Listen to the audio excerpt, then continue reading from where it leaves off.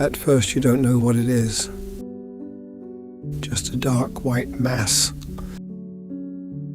The marks of the woodblock press tangle roughly together, something heavy pressed into the center of the frame.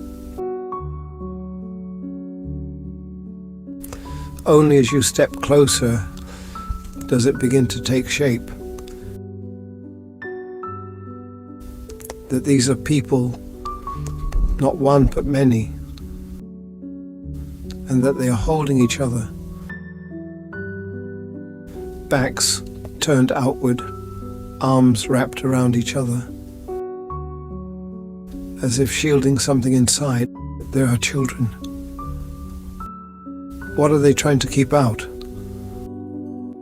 The moment that question arrives, this stops being just a picture. Today's look into is Käthe Kollwitz, the artist who used the roughest lines to protect the softest things.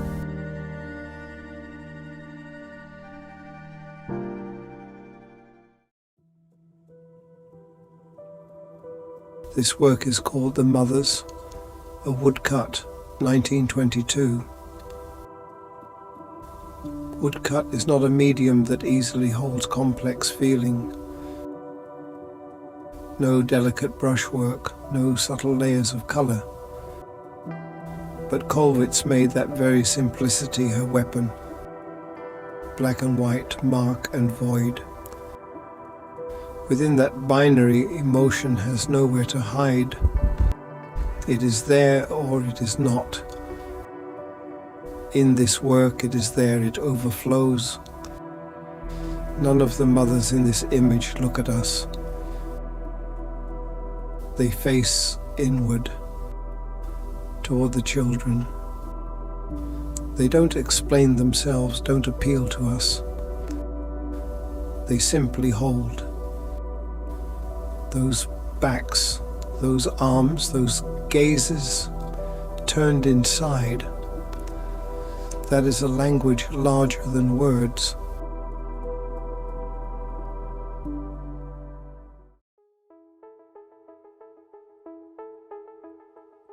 The Mothers is not a standalone work. It is one of 7 woodcuts Kollwitz completed between 1921 and 1922 in a series she called Krieg, War. The series moves through 6 images. The sacrifice, the volunteers, the parents, the widow, the mothers. While making this series, Kollwitz carried one sentence inside her. War always comes in the name of the nation, and always takes a mother's son. It was an accusation, but not a raised voice. Only 6 woodcuts, showing how it happens, from the very beginning to the end. 1914. Kollwitz's son Peter volunteered for the war. He was 18 years old. She tried to stop him. She could not. Peter was killed at the front 10 days after he arrived. Later she wrote in her diary, "I should not have let him go. I let him go. That guilt is also mine." The guilt of a mother, and the fury at where that guilt came from. Why must sons be sent to the front in the name of the state? That quiet, heavy rage was carved, slowly, carefully moves into 6 woodcut panels. It was not one mother's grief. It was the face of an entire generation that had lived through war.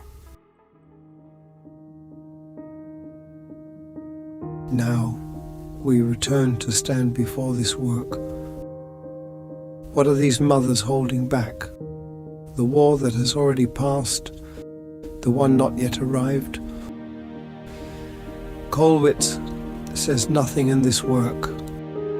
No slogan, no argument, no explanation. Only mothers with their backs turned, arms reaching inward. And yet that silence is larger than any speech. Now that you know her story, how do you see this mass of figures, those backs, those arms? What do you feel now? Kollwitz once said, "Ich habe für die leidenden Menschen meiner Zeit gearbeitet und das genügt." In English, this reads, "I worked for the suffering people of my time, and that is enough." She did not paint beautiful things. She did not engineer feeling. She only took what she had seen, what she had lost, and carved it in the most honest way she knew into wood. And those carvings 100 years later still reach us. Right now, somewhere in this world, a war is still going on. And inside that war, there are parents who have lost their children. Different names, different countries, but those faces are not so different from the mothers inside Kollwitz's woodcuts. Even today, people make their way to Kollwitz's works, to stand before her prints, before her sculptures. Why, perhaps because we still haven't truly heard her. Perhaps because we are still, even now, looking away from what war takes, from what it feels like to be a parent who has lost a child. She told us 100 years ago, and we are still not listening. Kollwitz carved these lines in the hope that such things would never happen again.